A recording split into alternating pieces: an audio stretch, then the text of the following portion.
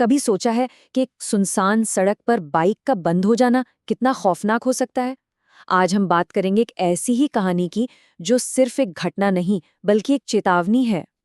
जरा सोच कर देखिए, एक सुनसान अंधेरी सड़क जहां दूर दूर तक कोई नहीं है और अचानक बाइक की आवाज बंद हो जाती है। चारों तरफ सिर्फ खामोशी। बस यहीं से इस डरावनी कहानी की शुरुआत होती है। तो चलिए कहानी के पहले हिस्से में चलते हैं और देखते हैं कि कैसे एक आम सी रात एक बुरे सपने में बदल गई, जहां कुछ भी वैसा नहीं था जैसा दिख रहा था। वक्त था रात के 12:30 बजे का। सन्नाटा इतना गहरा था कि आरव और मीरा को अपनी सांसों की आवाज भी साफ सुनाई दे रही थी। ये शहरों वाला शोर नहीं था, ये वो खामोशी थी जो किसी अनहोनी का इशारा कर रही थी। देखिए, आरव तो बाइक ठीक करने में लगा था, पर मीरा को उस जगह से एक अजीब सी, एक नेगेटिव सी वाइब आने लगी थी। ये सिर्फ डर नहीं था, ये एक तरह की वार्निंग थी कि कुछ बहुत गलत होने वाला है। और तभी उस खामोशी को एक ऐसी आवाज ने तोड़ा जो ना तो किसी इंसान की थी और ना ही किसी जानवर की। एक बहुत ही धीमी, फुसफुसाती हुई आवाज, जैसे कोई कोई मंत्र पढ़ रहा हो। बस यहीं से उनकी बेचैनी एक गहरे खौफ में बदलने लगी। तो अब आता है कहानी का दूसरा हिस्सा, जहां एक मामूली सी बाइक की खराबी एक ऐसी भयानक खोज में बदल जाती है जो उनकी जिंदगी को हमेशा के लिए बदलने वाली थी। आरव ने बाइक में खराबी देखने के लिए टॉर्च चलाई, लेकिन टॉर्च की रोशनी सड़क पर पड़ी किसी और ही चीज पर पड़ी। सवाल यह है कि वो चीज थी क्या? और सड़क पर जो मिला वो बहुत ही अजीब था। काली मिट्टी से बनी एक चीज, जिस पर लाल धागों से एक छोटी सी हड्डी बंधी हुई थी।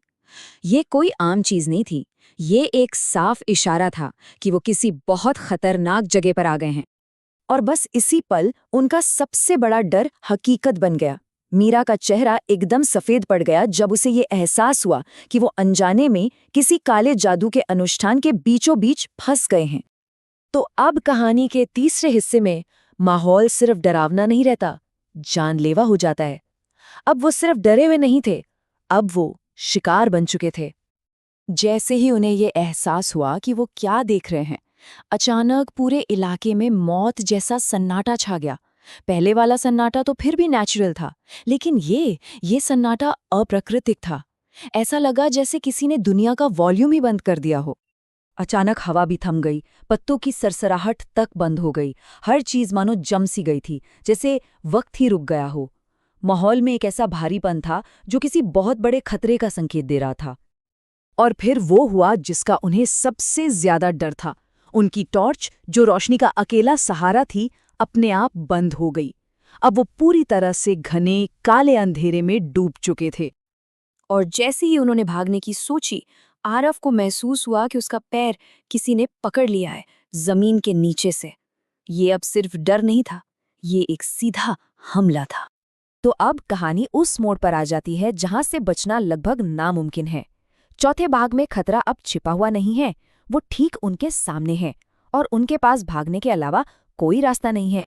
अंधेरे में सड़क के उस पार उन्हें एक औरत दिखाई दी, लाल कपड़ों में, और वो वही रहस्यमयी मंत्र पढ़ रही थी जो उन्होंने पहले सुना था। कौन थी वो और इस सुनसान जगह पर क्या कर रही थी? और फिर उस औरत ने कहा, जिन्हें बुलाया है वो आएंगे। ये सुनते ही सब कुछ साफ हो गया। ये कोई इत्तेफाक नहीं था, ये एक अनुष्ठान था, और आरव और मीरा अनजाने में उसका हिस्सा बन चुके थे। उस औरत की शब्द खत्म होते ही सड़क की दोनों तरफ से अंधेरे से परछाइयां उभरने लगीं। वो लंबी, बिना चेहरे वाली आकृतियां थीं, जैसे काले धुएं से बनी हों। अब वो हर तरफ से घिर चुके थे। इसके बाद जो हुआ वो एक खौफनाक दौड़ थी। वो परछाइयां धीरे धीरे उनकी तरफ बढ़ने लगी। मीरा ने किसी तरह आरव का पैर छुड़ाया और वो दोनों अपनी जान बचाने के लिए भागे। उनके पीछे उन परछाइयों की भयानक चीखें हवा को चीर रही थीं। अब आता है कहानी का आखिरी हिस्सा, वो हिस्सा जहां लगता है कि सब ठीक हो गया, लेकिन असल में सबसे बुरा तो अभी बाकी था। भागते भागते उन्हें दूर एक स्ट्रीट लाइट की रोशनी दिखी। वो उसकी तरफ भागे और जैसे ही रोशनी के नीचे पहुंचे, सब कुछ नॉर्मल हो गया। वो परछाइयां, वो औरत, वो भयानक सन्नाटा, सब एक पल में गायब हो गया। उन्हें लगा कि वो बच गए, उन्हें लगा कि खतरा टल गया है। पर क्या सच में ऐसा था? जब आरव ने हिम्मत करके पीछे मुड़कर देखा तो ठीक वहीं जहां रोशनी खत्म हो रही थी वो औरत फिर से खड़ी थी। लेकिन इस बार उसका चेहरा साफ दिख रहा था, खाली और अंधी आंखें, जली हुई त्वचा और होंठों पर एक बहुत ही अजीब डरावनी मुस्कान। और फिर वो धीरे से फुसफुसाई, ये कहानी अभी खत्म नहीं हुई। वो रोशनी में तो पहुंच गए, पर क्या वो सच में उस अंधेरे से कभी निकल पाए, या वो अंधेरा अब भी उनका पीछा कर रहा है?